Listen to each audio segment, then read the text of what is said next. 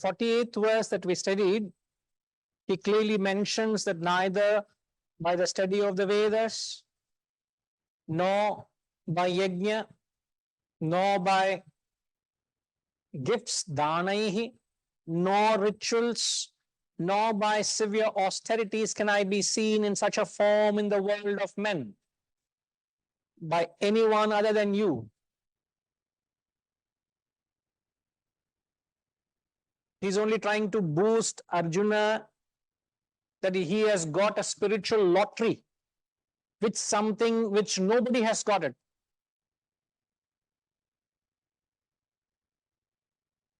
And also he says that you can't attain, you can't see that form either through the study, which is the Jnana Yoga, the study of the Vedas. Performance of Yajna and Dhanam is Bhakti Yoga, nor by performance of rituals, which is performing various Karma Kanda. What it means is you can't attain Godhood objectively. You can't see a form. So God, as we learned, is not a form that you will see outside. Throughout the Shastras, we have learned that God is something that you have to experience within. It is not something that you experience outside. So much so, it is very easy to rationally conclude, or rather decipher, that the more the outward a person tries to see God, to that extent he is less spiritual. When the search for God is outward, they are that less spiritual. The more spiritual you are, the search for that Godhood is within.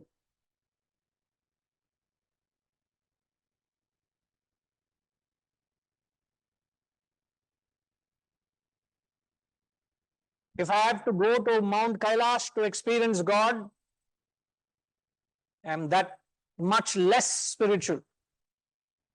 Not that I'm not saying God is any less there. Some may say God is more personified there. It is false to say so. How can you say God is more personified there? I can't understand. Just because I invoke God, does it become greater there?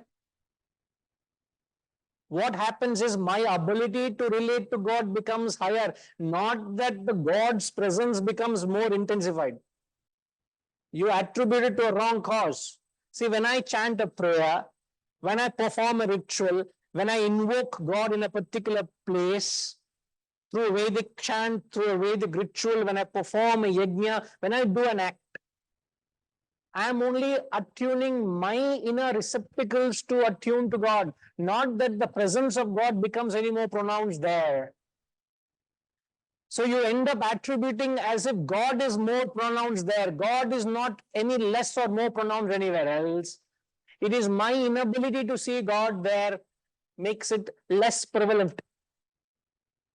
Can I see Brahman in a dustbin?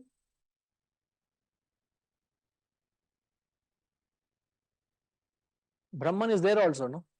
Where is Brahman not there? Tell me. What is the difference between a dustbin and a sanctified place? There is no difference. I only see it as garbage. I mentally dismiss it. I don't associate spirituality there. I don't associate divinity there. God is sarvatra. But when I, through a certain association of thought, I am able to relate God there. So what is lacking is my inability to associate Brahman there. Not that Brahman is any less presence there.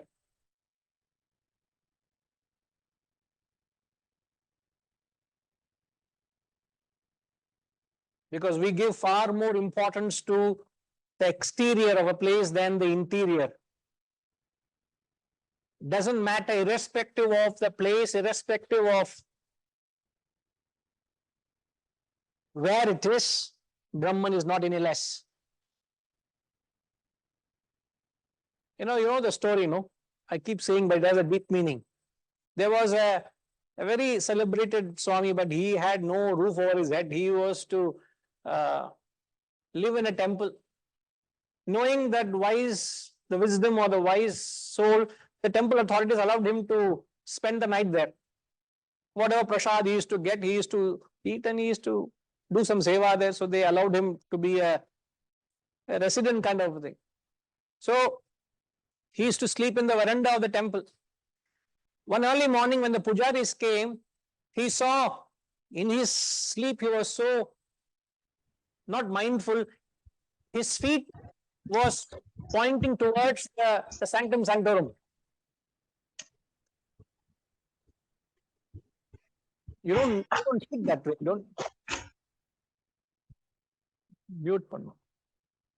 So the authorities, when the pujari came, he saw, and they took objection to the Swami. How can you be so disrespectful? You're showing your feet to the Lord. He sought forgiveness and tell me. He asked, can you tell me where should I point my feet? Can you tell me where there is no God? Where you're objecting me is like saying I point my feet to Ganesha.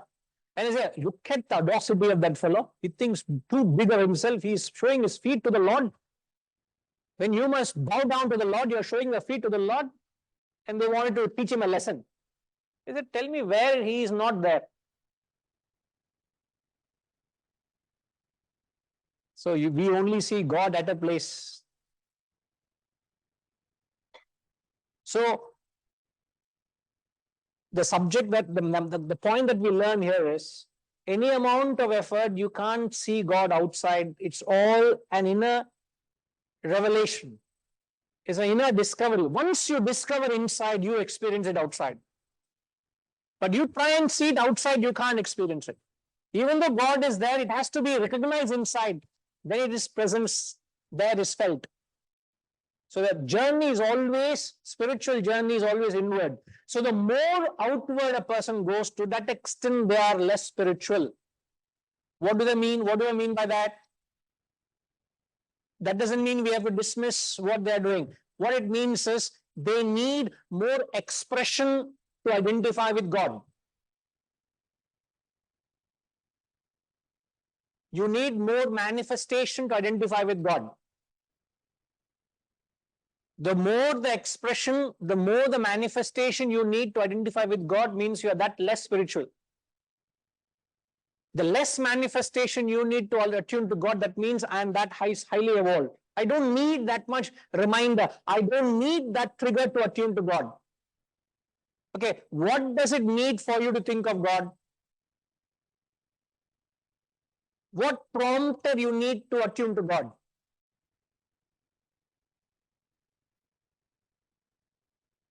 Nothing, huh?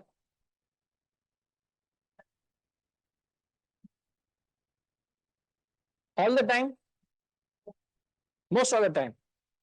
You're very high level there. But what reminds you of God? A prayer, a ritual, a yajna, a visit to a temple, a performance of a puja, chanting a mantra. Yes, these are all. You go to the temple, there is the sound of that bell or the sound of the conch. These are all tools. These are all triggering factors. When I see you put a tilak, so tilak reminds me of my goal. My tilak on my forehead reminds you of the goal. So I remind you. So please put tilak to remind others, not for yourself. Tilak is not for you, sir. It's to remind others of their goal. So I put tilak for your sake. You put tilak for my sake. Not allowed if you don't put tilak and come. Yes, sir. Got it, huh? It's not for your sake. It's to remind others of what their goal is. So everything is a prompter. So therefore, in Vedantic study, we learn your spiritual development and the triggering factor to attune to God are inversely proportional. Means highly evolved you are, you don't need that trigger to attune to God. Means anything. It could be a sunrise, it could be a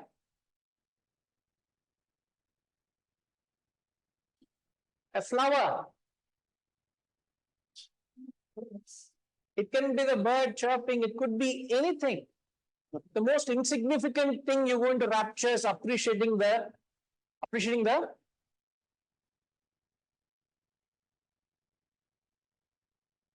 creator. So to what extent that the creation must be pronounced for you to appreciate the creator? Okay. Who created the mighty Niagara Falls? When you see a majestic creation, what do you say? What does a person say when he sees a majestic expression? My God. Instantly, unknowingly, you're appreciating the creator. What a creation. This is nature. Nothing can beat nature.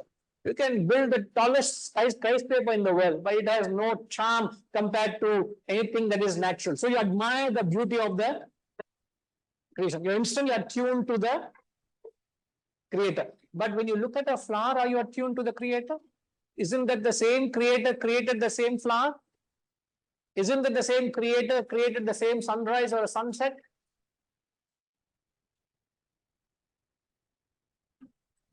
Everything is happening because of Brahman. But what do you need to remind you of Brahman? Depends on how spiritual you are. So though the greater the effort you put in, the less spiritual you are. The lesser the effort put in to attune to God, the more spiritual you are. I repeat, lesser the effort you put in to attune to God, that means you are that high spiritual.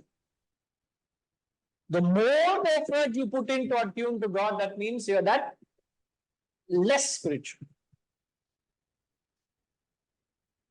And we are saying in the context that when he says all this you can't see God outside is because, and yet people are doing all this to see God outside. Isn't it? I want not normal darshan in Balaji. I want Vaikuntha Dwaram darshan I want. Why? Is God going to give you a special darshan at that point? Special you want to do? The famous words of Muhammad to those who are going on a camel's back to Mecca during his time, or they were going somewhere to see God. He said, what you are seeking is closer than the neck of your camel. They are going on a camel's back to see God. To them, he said, what you are seeking is closer than the neck of your camel. How close is it? They're sitting right on the hump of a camel. And they're going on a camel's back long distance in the treacherous desert to see God. What you're seeking is not there, is inside. That is the message in 48. It is not there. It's not in a form. So whenever you're trying to see God in a form, remember, it is not in that form. Where is it? Inside.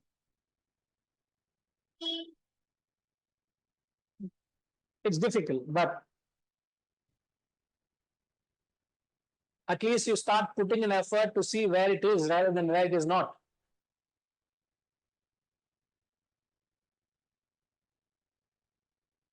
It's not being dismissive of what you're doing. He's trying to rather elevate your chance of finding God.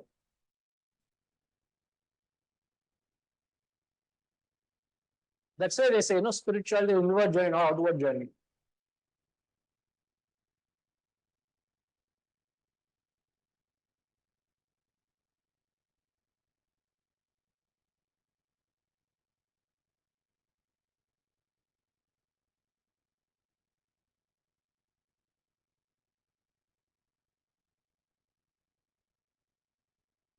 Okay. 49.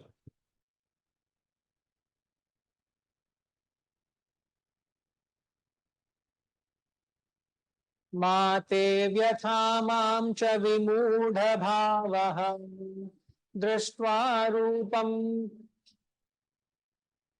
घोरमीढ्यं ममेदं व्यपेतभिः प्रीतमना पुनस्त्वं तदेव मे रूपमिदं प्रपश्य मा ते व्यथा मां च विमूढभावः दृष्ट्वा रूपं घोरमीढ्यं ममेदं व्यपेतभिः प्रीतमना पुनस्त्वं तदेव मे रूपमिदं प्रपश्य.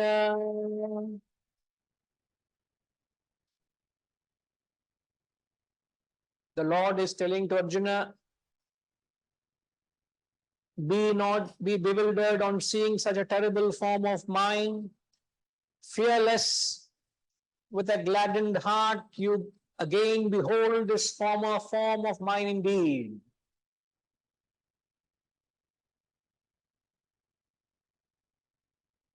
Don't worry. He's trying to comfort Arjuna. Be not be bewildered on seeing a terrible form of mine. Be happy. Pritamanaha, with a gladdened heart, means calm down. With a soulful mind, enjoy my normal form, the former form. What is the former form? Shankha, Chakra, Gada, Padma. He said that in the 47th verse or 46th verse, 46th.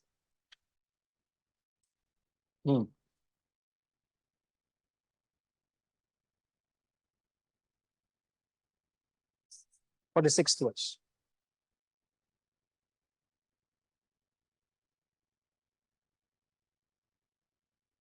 So again, a caution to all spiritual seekers that an ill-prepared mind cannot take to any spiritual practice. If you're not prepared for it, it does not serve the purpose, rather it does more damage. So even though he got an opportunity, he could not encash it because he was, what was the word? Attuned. Now, what did Arjuna go through? He was in a state of bewilderment. Bewilderment. He used the word bewilderment here. What's the term he went through? Distressed. Arjuna went through the distress. He didn't enjoy, he couldn't soak in the opportunity to experience the Lord's form because he was ill prepared. In fact, in Vedanta, we are told spirituality is about 99% preparation and it's 1% inspiration.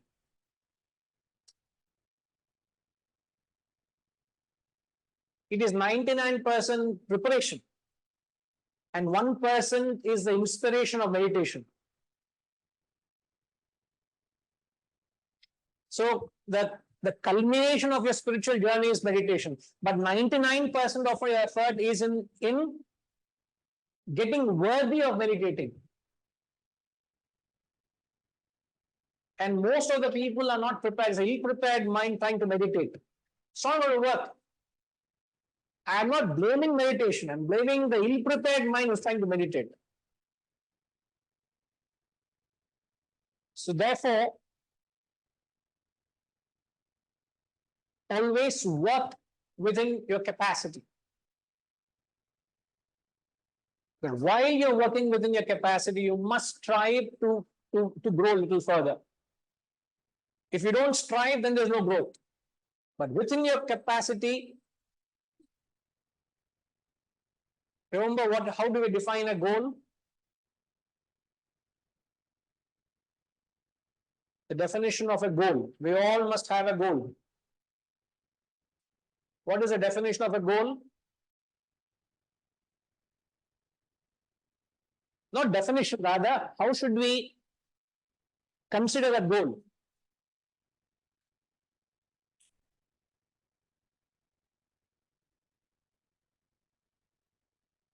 Obviously, a goal has to be realistic, which means you can achieve it. Realistic means you can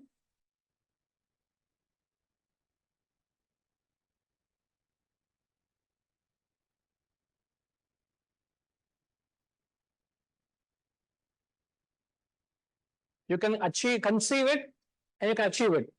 But when you talk of conceiving and achieving, when we talk of a goal, it must be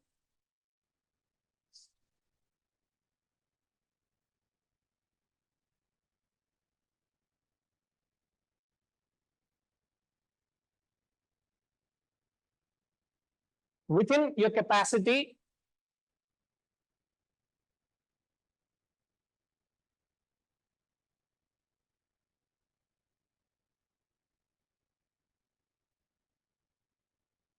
beyond your reach.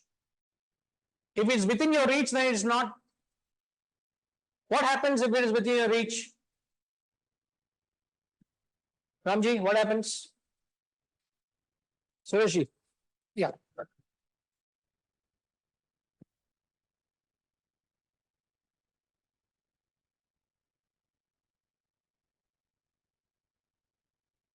If it is within your reach, then you reach it too easily. You don't make an effort. There's no growth. Yeah, Strive. there's no, yeah, you don't strive to achieve it. When it's beyond your reach, what happens? You stretch yourself and then You strive,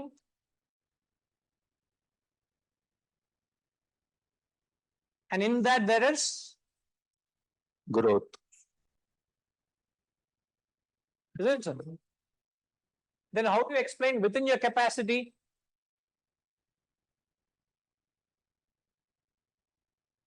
So this striving and stretching has a capacity, in the sense that there is a certain level to which you can stretch. If it is beyond that, then you will give it up in the beginning only. Because then you know that it is, I can't reach there. So it's beyond my capacity. Capacity can be explained as a mental capacity or physical capacity.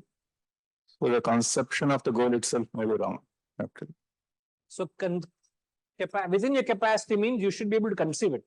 And it should inspire you. If it not inspire you, then it is not one of the important points. A goal should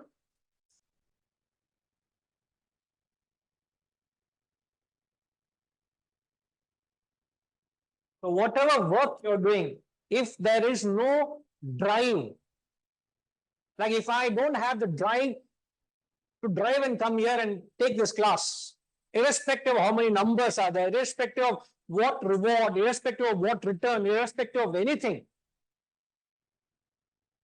Like as we had that training session earlier, at 9:30 we had the training session. You know what time I reached here? 9 o'clock I reached here. At 9:05 or 9:10 everything was set. I was just looking into material, and Gayatri Ma walks in at 9:10. She says, "The Guru is the first in the classroom." Did you not comment, Gayatri Ma? Yes, Guruji, none of us came. It's not to impress anybody, anything, but I must have the drive to come here. If there is drive is not there, I will not, I'll have to pull myself into an action. And I'm not trying to set an example also. There's nothing, there's no agenda in that. But there is, I can't not do it. So any action that you do, it must inspire you. So what is it that inspires you in an action is the goal.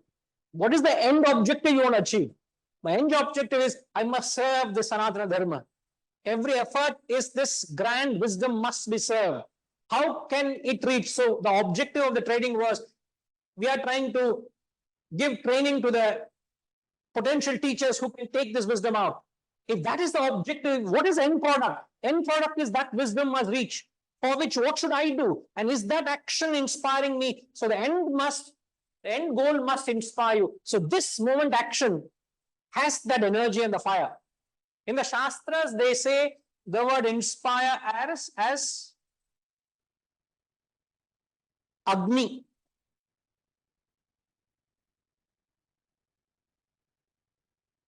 Agni is the fire. So a trademark or a quality of a leader is to have that Agni.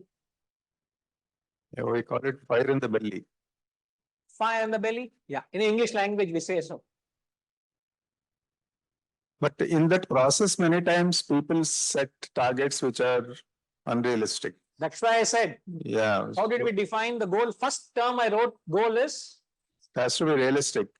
So you may get inspired and you may aspire to be like somebody, achieve that level of thing, but you may not have the capacity. It means you may not have the mental ability to concentrate, to focus, and then to do it, maybe. So everybody wants to be like, everybody wants to reach very high levels. I mean, not everybody, but most of the people. But they may not be able to reach. So that's where I think this within your capacity is very important. Never overstep your capacity. Yeah. But nevertheless, I will certainly work within the capacity, but doubts about my capacity should not preclude me from putting in my effort.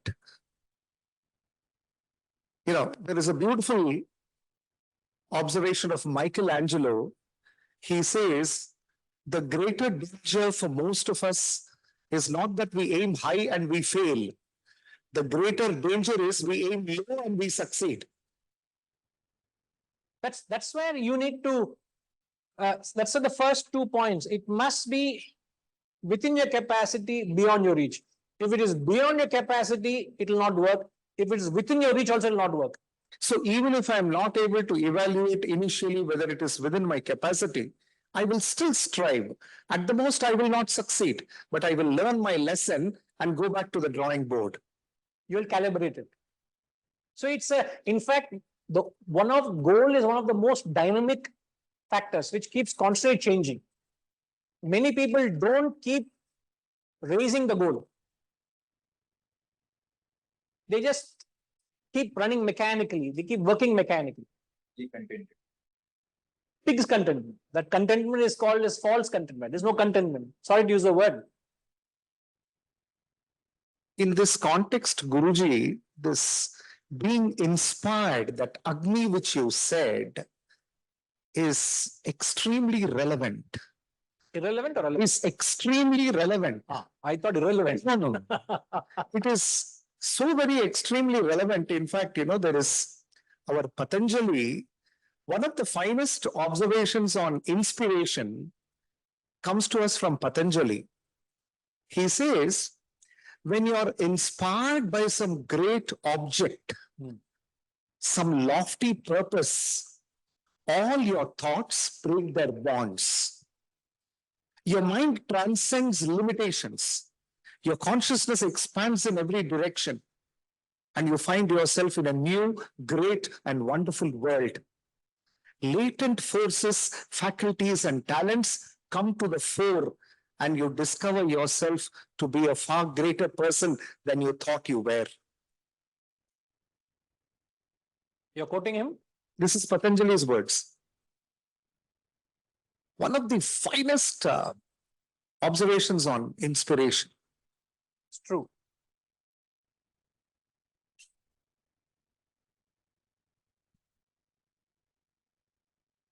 So each of us has to question ourselves is Yeah, like you said, you came at 9 o'clock and did all this. You know, it is that sustained inspiration. See, we can be inspired sporadically, but sustained inspiration requires discipline. I'll tell you of I'll not mention names. There was a musician, a well-known musician. he had a packed audience waiting in the auditorium. There's this dialogue happening between the manager and the musician backstage. And he is not taking to the stage because his payment was not credited into the account. He said, I'll not go on to the stage. Some sponsorship issue, something happened. He said, I'm working on it. Let the show go on. I'm responsible. He said, nothing, I'll not go on to the stage.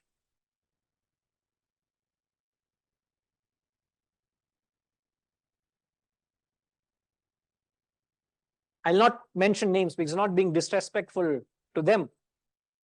But if the art itself doesn't inspire you, you are attributing motives to that art, to that work. Selfish. You're converted that art into business. What can it reap for me? So if you are inspired with the goal, what is the opposite of being Harish? Can you tell me? One who is inspired will have, what would he have within? I hope you have been following. Yes, Guruji. If he's inspired, he will have the drive and the passion to proceed with whatever he's embarked on, irrespective of the situation. Irrespective of situation, he would have the drive. Now, what is the opposite of the drive? Or I would say there is an initiative from within. Nobody has to plant that in you. It comes from within. And you draw the inspiration from the goal. So there's an initiative to work. There's a drive to work. There's an energy to work. There is that power. The action has a power. So what is the opposite of initiative or drive, which you rightly say so? What is the opposite of it? Because I say so because all of us are going to work day in and day out. Whatever work. It could be a lady in the home trying to attend to the homely needs. That also work. As a manager, you're managing your roles. You can be a CEO. You can be a traffic policeman. He is also going to work. It's also work. But do you have the drive in you to go to work? Most people don't have it. So what is the opposite of that? Unmotivated without any benefits.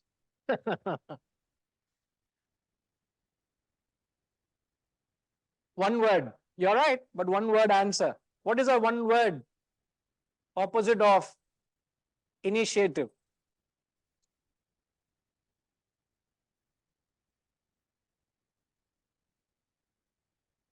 Opposite of excited or enthusiastic is being dull.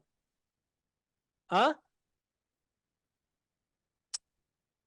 வைராகிய பைத்தியம் அது வைராகியம் இல்ல வைராகியம் எப்படி சொல்றீங்க வைராகிய is a positive quality. I am saying initiative is a positive quality. What's the opposite of that positive quality? Negative. Tamasic. Laid back and lazy. Disinterested. Huh? No right to go, lethargic, indolent, tamas. What would get them to work? The class of people you're saying who are not motivated, what would get them to work? Loving their work. They are not able to love the work. The work itself is not enough for them to drive them to work.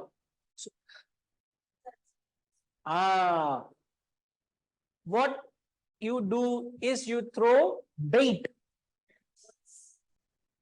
bonuses, baits. As Gayatri Ma said, it is incentive driven work. So you, as your leader of the organization, are you giving incentives?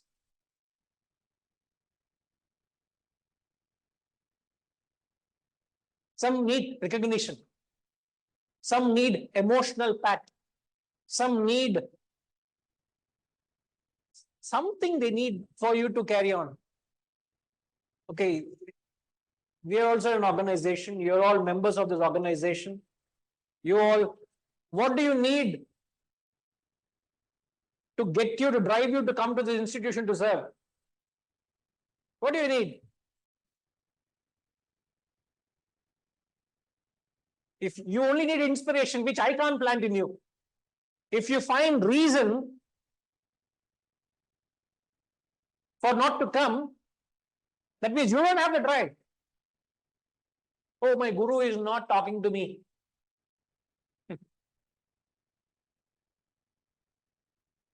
If a guru doesn't talk to you, you will not have the inspiration to serve.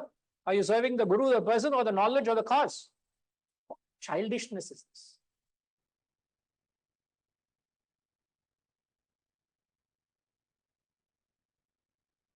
So one thing I can guarantee, which I'm ever grateful to my guru, is what he has left us in the institution is the initiative to serve. Because our guru, my guru, did not give any incentive to us. All he planted us is he has packed us with the initiative to serve and he's kicked us out. He said, go, you fellows, go and do serve. With the initiative to serve. I can tell you, I can't think of, in my 25 years of my association with him, I can't think of a day where he has praised me or where he has acknowledged me or he has given a pat on the back. If at all I've got is a sack full of scoldings. I would have left him long time ago.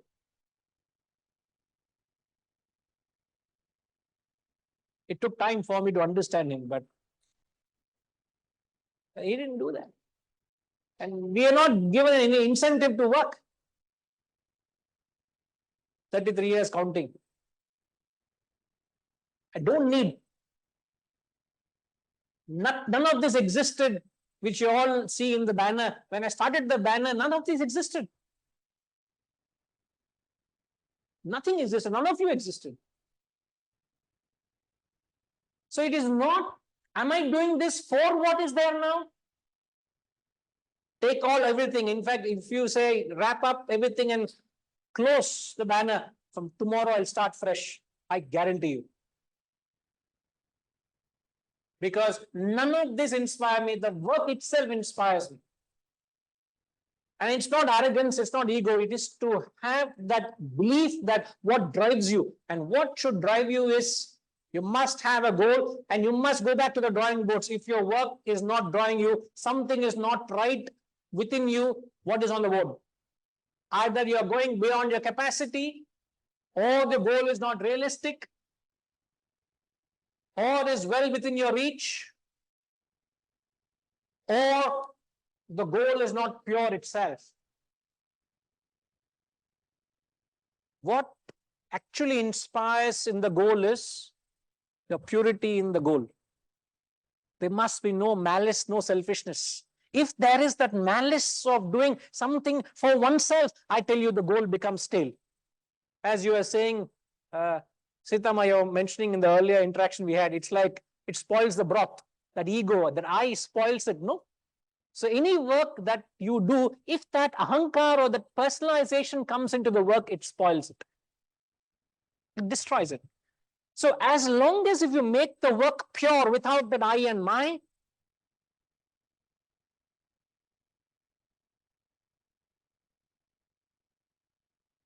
so at some point you all need incentives. Can you come to a point where I don't need incentive to serve? That kind. So you don't need a call from anybody to say, please, can you come and help? It's like me calling Ushama, can you come and help? No, I don't have to tell you to come and help. Do you have the drive in you to say, let me knock at the door and say, what way can I be of help? Why should somebody knock at your door to ask for help? The question doesn't arise. If I ever were to go back to my guru, which I don't think I ever did, I'm having difficulty in organizing this. I'm having challenges with this and that. I remember he saying to others, and I've learned from that. He would say, did I tell you to go and serve?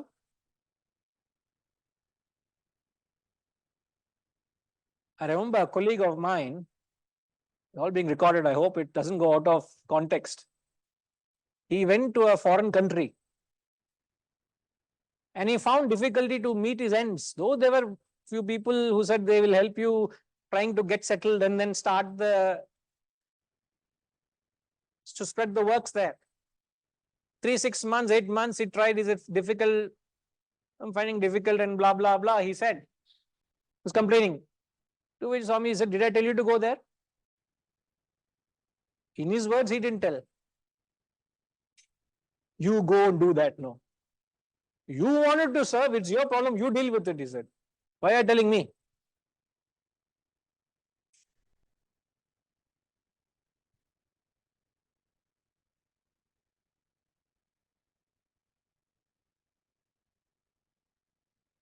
So there was actually zero help from the institution. Zero means zero. So entirely on your own. At any point we find difficulty, say, I didn't tell you to do it. You started to do it. You faced with it and you wanted to swim. Now you're struggling to swim. You find a way to come out of the water. I don't want to help you. That's not my job. And thanks to his attitude, thanks to his stance, we learned how to swim and survive.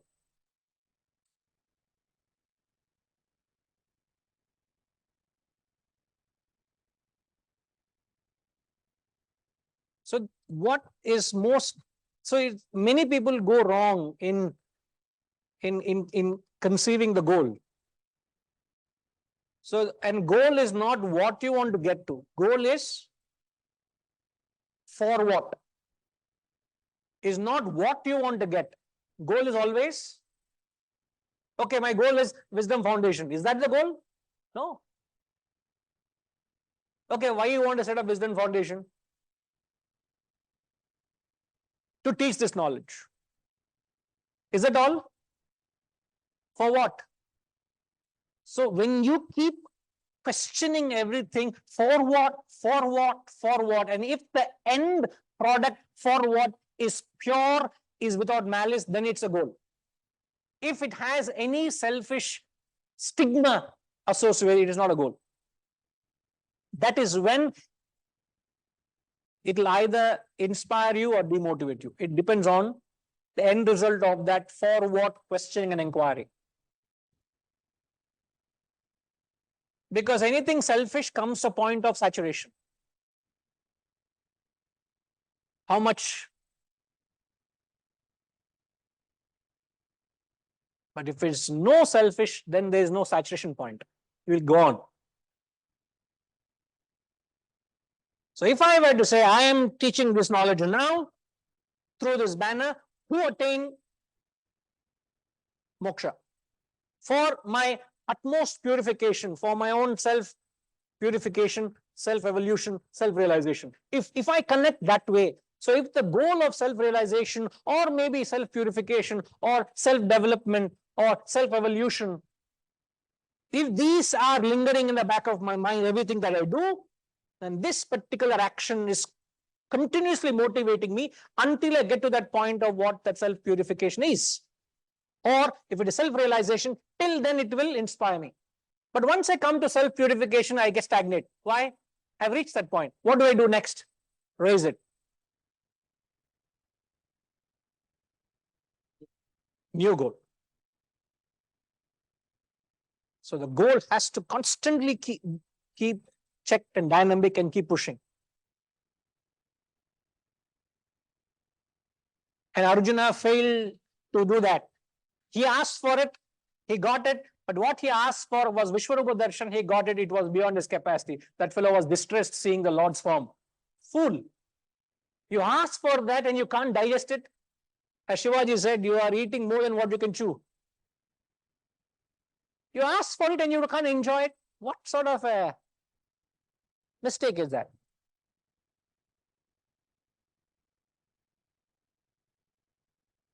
Yes, Harish. Guruji, just now a statement was made, anything selfish comes to a point of saturation. Could you just give an example and elaborate a bit more on the sentence, please, Guruji? The statement I made is anything selfish comes to a point of saturation. Saturation means it can't, for example, the word saturation is used in what context in English language? Beyond. The reach infinity of that particular effort. Saturation? You are talking like a CA.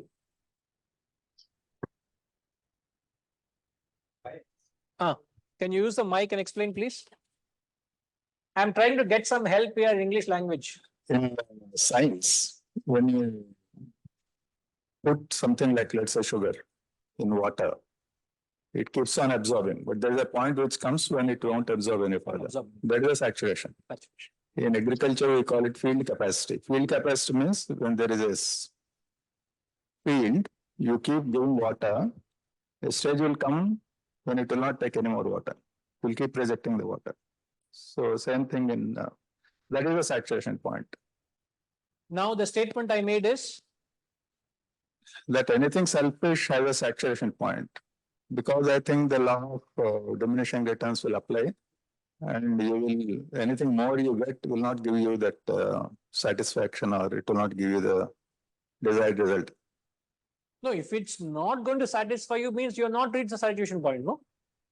No. You have reached the saturation point because then after that diminishing returns have started. So Which is- then, What does it mean? No, you're trying to answer Harish. Please see in the answer Harish. Harish, Ramji is talking here. I know you may not be able to see him, but can you explain, sir?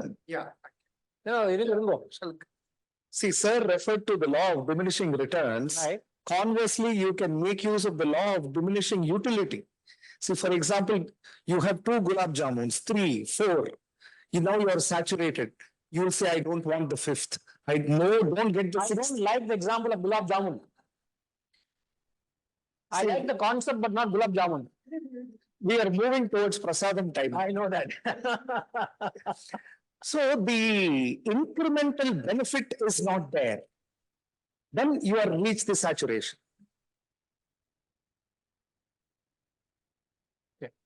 Harish, are you getting the point? Yes, yes. Yes. So the initial statement was anything selfish Has to be saturated. By its very nature, selfishness has saturation. What is the original statement? How can we say that selfishness will take you to a point of saturation? If you're selfish, you will get to a point of saturation. In other words, you can't be unselfish with your selfishness. Don't complicate. Already we are confused. Being aware. We are all blessed with these in this classroom. One single statement I'm not able to remember. He is complicating further. Huh? Yeah. with regard to money, the saturation point seems to be very high nowadays. Because there are no saturations. People are. There will be counter argument to my statement. That's what I'm asking. They're questioning the very statement. I know you are being very sincere student of mine. You're not questioning the statement. These people are questioning the very statement itself. Yes, sir. Because if Yes, you don't, yes. if you don't have so much money, how will you spend 1,000 crores on an engagement ceremony? Right? You can't spend. So then, now that you have spent 1,000 crores, you have to earn another 10,000 crores. So that is how it keeps going on. But I agree that at some stage they will feel that it is saturated. But they will feel in this life or not, I don't know. So I think that is on money part, I'm still a bit concerned that the saturation point is very high nowadays, particularly. So this will not vary with time. The concept will not vary with time. The concept will not be subjective to the object you're talking about. Like you say, with reference to money, it may be different. No. So if that statement is true, it should apply to every aspect of life. I'm only saying the saturation point is much higher than it is for other material things. Yeah. Imelda Marcos, how many pairs of shoes she had? Is there a standard? Yeah. So you can have, sir, you can have 1,000 pairs of shoes, 10,000 pairs of shoes, whatever.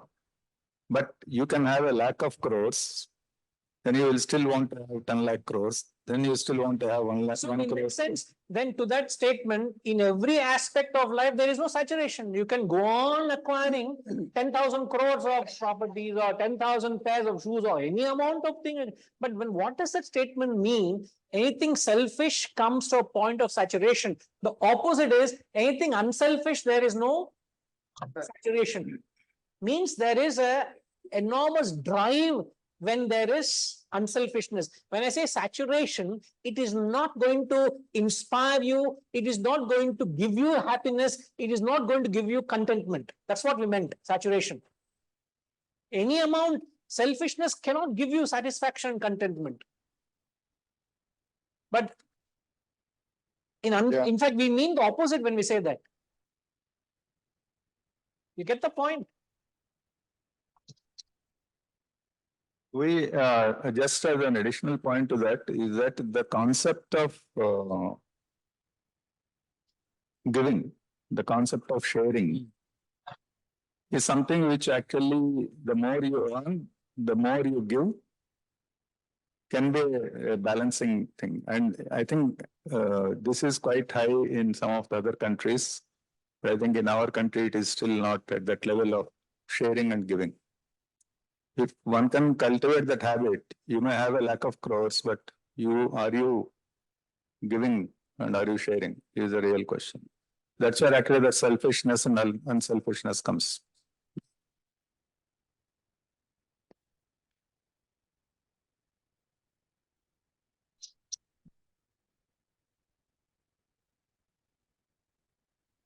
When we said no selfish action or selfish action reaches a point of saturation, means it doesn't have the drive element in you.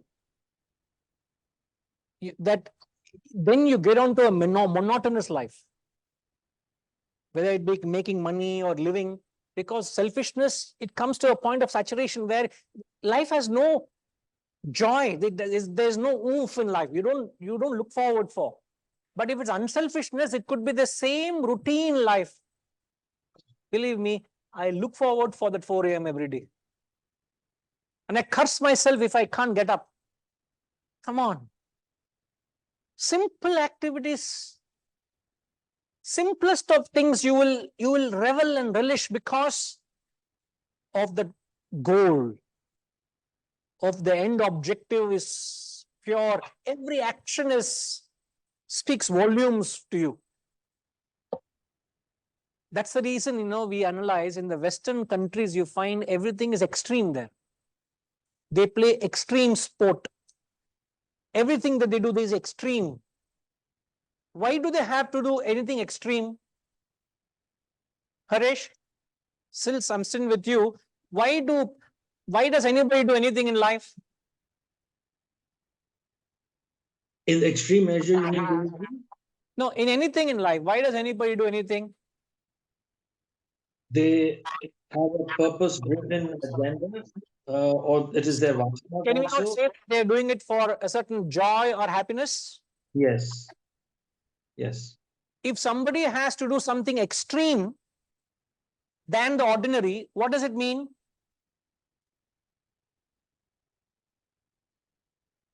Maybe that the general activity is not giving them any joy and peace. A general normal activity is not giving them that same joy or kick, diminishing value.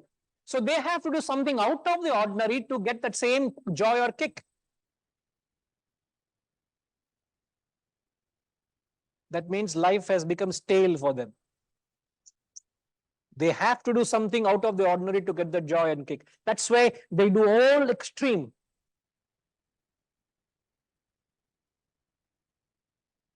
Saturation point. They have seen all that a normal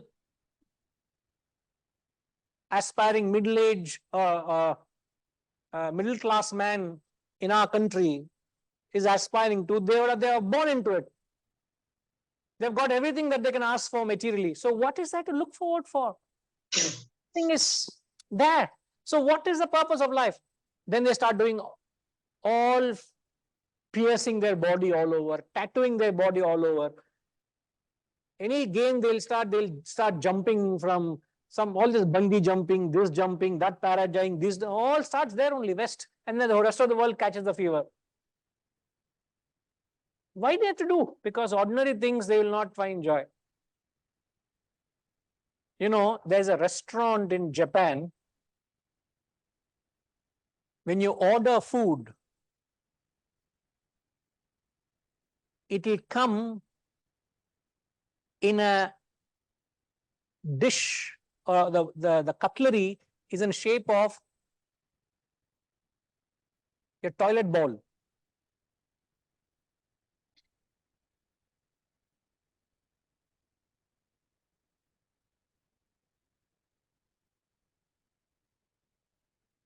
The shape of the cutlery is serving bowl is a toilet bowl. Why do their food come in a train? It's coming in a train. It is something new. You want to go to a restaurant to eat food. Food comes in a train. Why? Something new. Otherwise, going out and eating in a restaurant is no more fun for you. Sit in the dark and eat. Don't know from whose plate you're eating, what you're eating, who comes and serves, don't know. Dark, go and eat. There are restaurants in Hyderabad also. What madness. Harish, do you find kick in all that? Not at all. Please don't Not, say. not No. at all. I find no kick in this. Don't get into all that. No, Guruji. When Not you at come all. to Hyderabad, I'll take you. I'll have to discover where it is. So the point what we are saying is, anything selfish has no drive. That's what it means. Saturation means it doesn't add any value in your life. But movement is unselfish. Even the most insignificant thing adds value to your life. If the cause is pure, if the cause is for a larger good, every small thing means, I just tell you, even the most simplest of things, you get that same drive and kick as if you're doing for the first time. I just tell you, I'm not being stupid or ridiculous. Every time I shave in the morning, I get the same kick as if I've shaven for the first time. I tell you how. You may say, sir, don't exaggerate. You get that as if, my God, it gets a fresh feel. Like every time you wash your face, you feel refreshing. Every time you sit on a car and drive, you get because you're driving a new vehicle. Not that. Every time you sit behind a steering, you get that kick as if you're doing for the first time. Every time you eat a gulab jamun, you must get the same kick, sir. Why? Nanda sapud no. I only must have all the gulab jamun. Therefore, the kick will not come. I only must have ice cream. No, it will not come. First, serve everybody. What is left over only you will eat, sir. Gayatrima, rule for Sureshi in the institution is he will serve everybody. Vijaya, everybody must make sure he gets offer. They get the second helping if they want. Then anything is left, then you get it, sir. Don't worry of that. That law will not fall wrong. It will always be right. So the secret is that spirit of yajna that we talk in the Kathopanishad we learn. The spirit of yajna, if you have in your life, Harish, you can relate to the class in the Kathopanishad we are learning, which Nachiketa asks for the second boon. Give me that boon, that fire ritual. So if you have that spirit of yajna, I tell you, life is so refreshing. You don't have to do anything extraordinary to get that kick. Every normal thing. I look forward for that morning. You know, I do intermittent fasting. Believe me, I get so excited for a breakfast. I so excited as if because you're fasted for 15, 16 hours. And you really deserve to have that meal, and it could be nothing extraordinary. It could be such sprouts or cut fruits or whatever the family has prepared. You long for. Why? Your abstinence gives bliss. Abstinence is bliss. Any amount of indulgences, there's no joy in life. You withdraw, abstinence. All these are the secret tools of injecting that freshness in life. Life is so refreshing. And I say all of this in one same breath. The more indulgent, because you talked about law of diminishing value. When do you get into the law of diminishing value or law of neutralization? Yeah, okay, Harish, yeah? Yes, Guruji. Yes. Guruji. So it's clarified. That Yes. statement. When does one get into the law of diminishing value? You said that, sir. You have an answer?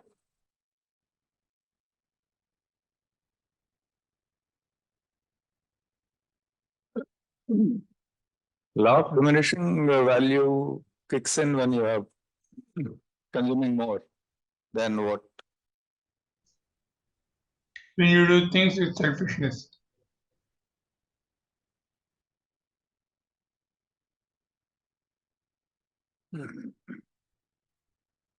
Yeah, and so you neutralize it. You have to neutralize it by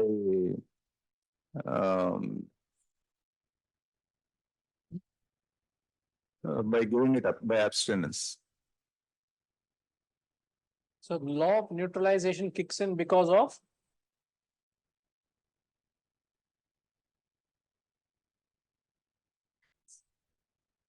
can you use the mic, please? 1 minute, she's giving you. It doesn't satisfy you anymore. But when law of neutralization is where you don't get the joy or satisfaction from a contact. But when do you reach that point of neutralization?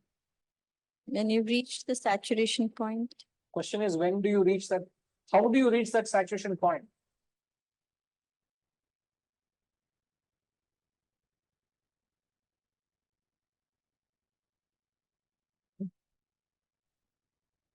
and you have more and more, you want more and more selfish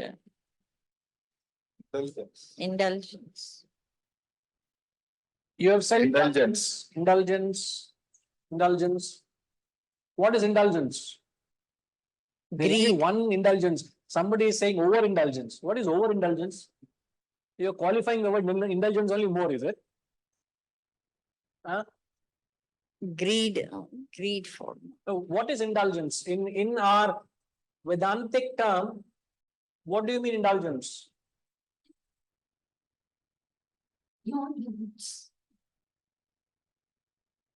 It is not quantum driven. In a way, but you're indicating quantum driven. Indulgence basically is in relation to your engagement with the world. So you can have your engagements, interactions with the worldly things in an unrestrained way. That could be indulgence. It need not be just with food or money or anything. It could be with anything. Yeah. What is the statement you said? Could you repeat, please? The statement explaining example you gave. What's the statement you said?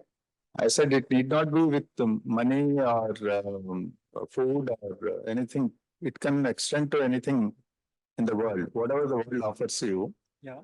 you keep picking it up. You keep engaging with the world with whatever the world is offering you. That could be indulgence. Is it craving for Reddy garu, both me rasta ra.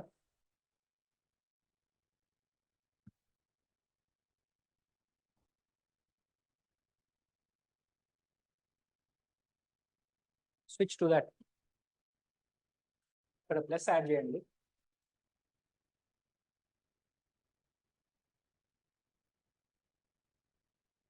Indulgence equals కొద్దిగా పెద్దగా. You can do undo చేయండి ఇక్కడ.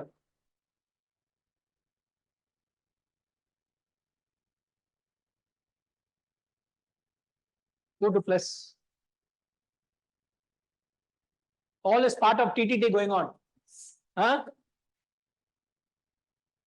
Those of you who are not aware, TTT is train the teachers. So we are training the teachers for expanding the wisdom. So indulgence equals indiscriminate contact. That's the answer. So it's not a quantum, but it's the indiscriminate contact with the sense object. Any contact with the sense object, if it is an indiscriminate contact,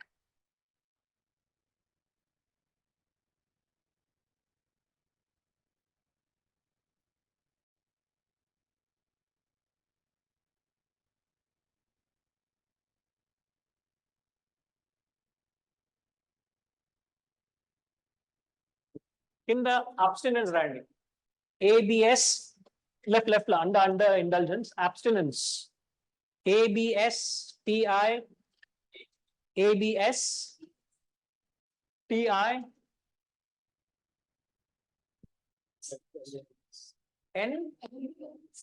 NENCE, abstinence, NCE. Sir, कोई handwriting को improve काవాలి కొద్దిగా. First, he is writing after a long time. Consistency, like, They are not able to see on the screen. No problem. consistency. Abstinence equals No, I was just saying his handwriting is not consistent. Starts with a big letter and goes down to a smallest letter. so. It is moving from intelligence to abstinence. Correct. So, what is the definition of abstinence? No contact with sense objects. Hello. Minimum contact. Abstinence is not no contact. Discriminate, Discriminate contact. is it? I can choose to not contact. Equals, yes, చెప్పేసాను మీరు. Discriminate contact. So if you are abstaining from food, what does it mean? Then you are eating discriminately. Acha, I thought fasting is abstinence from. Yeah, when I fast, what does it mean? Am I not giving abstinence between two contacts? If I eat a mango today, summer has come. No soon we'll get the best of the mangoes. If what will ensure that I enjoy mango rest of the mango season, I abstain from the mango between two contacts. Means if I eat only one mango a day, I abstain 24 hours before the next mango. But in that sentence you said abstain means no contact. I didn't say, you said no contact. I said. No, now the way you have described that you are not contacting between two contacts. But why? Because there is discrimination in between the two contacts. Correct. So Discrimination results. is discriminate contact with an intellect. So if I space two contacts, correct, sir? That means it is spaced out contact. Spaced out contact. I thought always that abstinence is zero contact. Between two contacts, you have zero contact. That is abstinence. I'm abstaining between two experiences. Abstain. You get it? So what sustains joy, what keeps the freshness alive with reference to any experience is abstinence. Abstinence is if you maintain a discipline with reference to contact. I'm not being vulgar when I say this. Even the younger generation, when they get into a relationship, constantly they're quoting each other. Each one catering to each other, whether be it physically, whether be it emotionally, whether be it intellectually, to do things what other person does. By the time they get into it, even before the marriage, they've experienced everything. So when that get into the auspicious knot of a marriage, there is no freshness in the marriage. It's gone. It's become stale. Why? It is constantly indulging in each other's company. There is no time, there is no separation. There is no space given to each other to live that life. So what happened? You don't find joy even in that interaction with each other.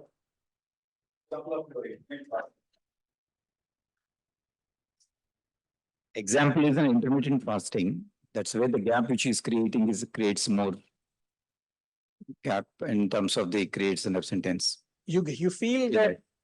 that a genuine hunger to Great for eat, that. because you are creating that hunger. Vis-a-vis, there's plenty of food you will nibble because you have to eat. I have medicine, I have to take medicine, therefore I have to eat. There is no desire to eat. There is no drive. Because constantly you keep chewing, you constantly keep indulging.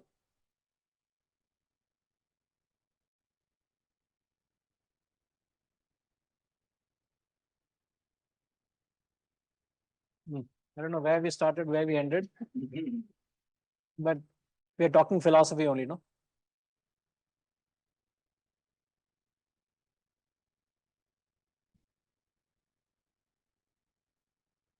Ashama is saying that you are keeping the supply going. You sir, agar comment in the chat box. Yeah, Hariji, sorry, we have to, afraid we have to wrap up because we all have to head somewhere, but I will be happy to answer your question, sir.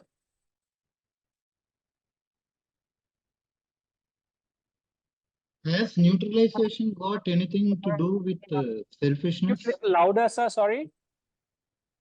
Has neutralization got anything to do with the selfishness? Whether I am selfish or unselfish, anybody who is contacting the world, he will have to meet with the neutralization. No, selfishness. Why are we highlighting about selfishness? Where are we highlighting selfishness here? Now, in this discussion, we were talking he who is selfish. No, that was the earlier point. Earlier point was you get to a point of saturation. Yeah, even saturation also. Why only a selfish person gets saturation? Even an unselfish person, if he is talking about contacting the material world, external world, anybody who is contacting the external world, whether selfish or unselfish, he meet with saturation or neutralization. I think there are two concepts that were running parallel. That's why I said I don't know where we were saying quite a few things. Yeah. One is the concept of which Haresh had asked is when you lead a selfish life, you come to a point of saturation. That was asked in the context of having a goal, an initiative vis-a-vis an incentive. And prior to this, Ramji had mentioned a point of the law of neutralization, to which we brought in the concept of when does one get to a point of neutralization, which is when you lead a life of indiscriminate contact. The opposed to that is to lead a life of discriminate contact. So they were running parallel, but there is no connection between leading a selfish life. Yeah, that's what I want. There's no connection. Okay. Right, Chief. We'll come back.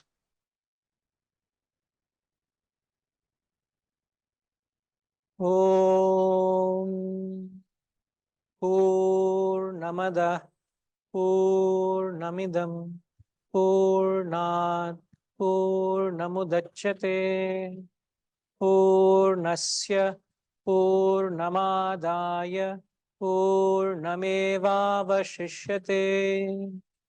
Om Shanti Shanti Shanti.